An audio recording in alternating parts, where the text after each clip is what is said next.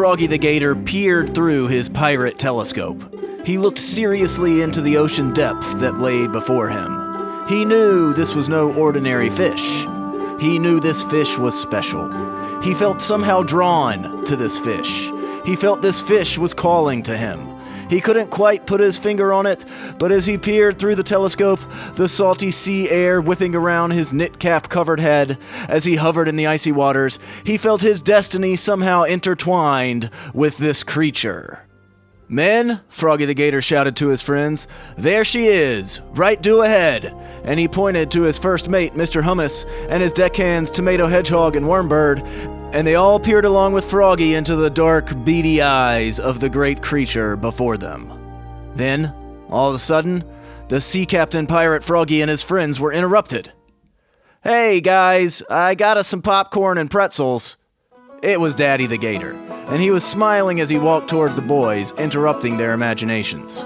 You see, the guys were spending the day at the Gator Grove Aquarium. And as you know, if you're a longtime listener to Froggy the Gator, this is one of their favorite places to visit.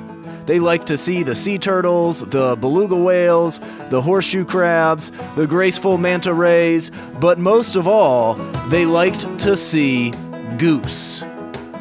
Goose was the great white shark that lived at the aquarium.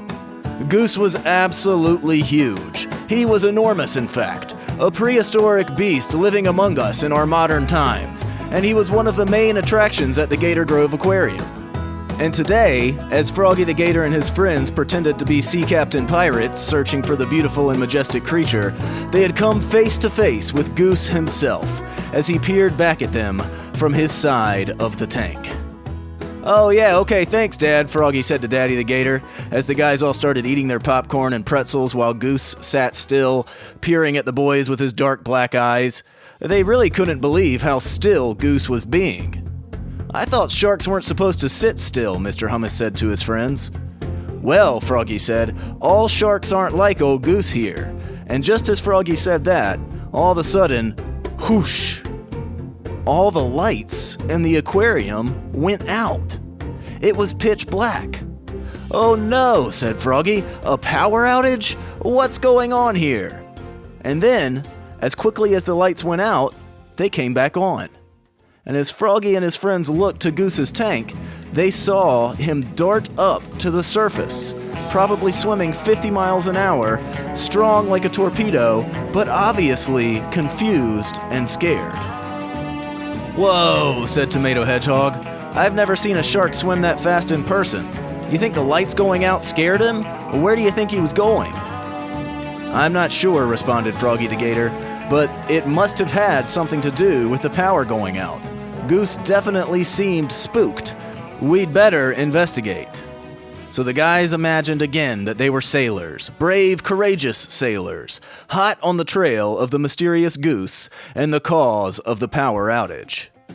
"This way, gentlemen," Sea Captain Froggy said, as he steered his imaginary pirate ship toward another portion of the aquarium. "We've got to find Goose. We have to see what had him so startled." So they captained their ship through the rough seas until they approached a huge, wise old sea turtle swimming around. Really, he was swimming in another tank, but in the guys' imagination, they were somewhere out on the high seas.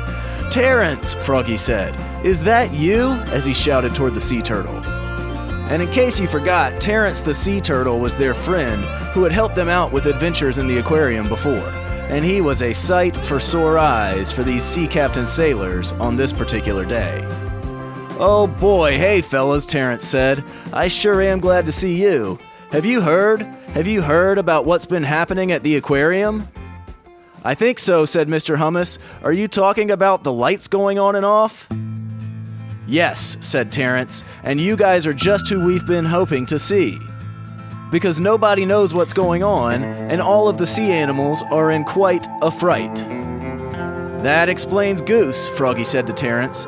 "We were looking at him, and then the lights went out, and then just like that, whoosh, he swam away, really scared and startled." "That's right," said Terrence, "and I think I know what's going on.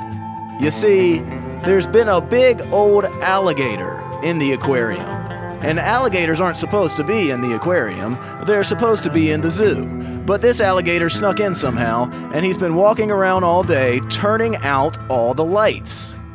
All the lights in the fish tanks are going out, and all the fish are getting really scared and disoriented, and it's making them swim around like crazy. A big old alligator, you say? Froggy said to Terrence. Well, that sounds like it could only be one thing. And the guys all looked at each other and said in unison, "It's Fish Tank Lights Out Gershwin!" "Thank you, Terrence," Froggy said to the sea turtle. "We now know what we have to do. We'll solve your lighting problem. It all comes down to finding Fish Tank Lights Out Gershwin. But don't worry, we're on the case."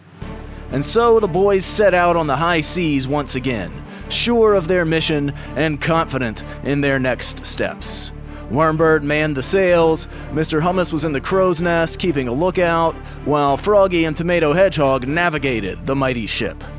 They steered their way through the seas, or more accurately, through the aquarium walkways, until they came upon a strange buzzing sound from a neglected means nobody's really paying attention to it, nobody really notices it, from a neglected corner of the aquarium. They heard what sounded like tools clanging and rattling in addition to the buzz. "What's that noise?" Tomato Hedgehog said. "We gotta go investigate that, guys." So the friends quickly steered their ship to the sound. "Hello?" they yelled. "Fish Tank Lights Out Gershwin? Is that you?" And then suddenly, they saw what was really going on. They saw the true cause of the power outages. You see, it wasn't Fish Tank Lights Out Gershwin, it was an electrician working on the circuit breaker that controlled the aquarium's power. "Hey, you boys aren't supposed to be over here," said the electrician, but while you're here, maybe one of you can slide me that wrench across the floor. "Don't get too close, though," he said, "and never touch electrical equipment, especially not without an experienced adult." So Froggy listened, and he slid the wrench over to the electrician. The electrician cranked the wrench a couple times, and then they heard a loud whoosh as the power all over the building came on, stronger than ever. "Wow," said Froggy to his friends, "we saved the day. We helped the electrician restore power." As the electrician turned around and thanked the boys, he pulled a familiar stuffed alligator out of his bag and said, "Hey, I don't reckon this thing belongs to any of you guys, does it? I found him down here while I was working." And you guessed it, it was Gershwin. And it wasn't Fish Tank Lights Out Gershwin, but it was regular stuffed animal Gershwin, who had somehow been separated from Froggy sometime earlier in the day. So Froggy grabbed his stuffed animal, he thanked the electrician for returning him, and the guys walked out of the aquarium. As they did, they passed Goose's tank. They waved goodbye to the noble, friendly shark, and as they did, they swore they saw Goose wink at them and say the words, "Thanks for fixing the lights, guys. You all truly are heroes." The end.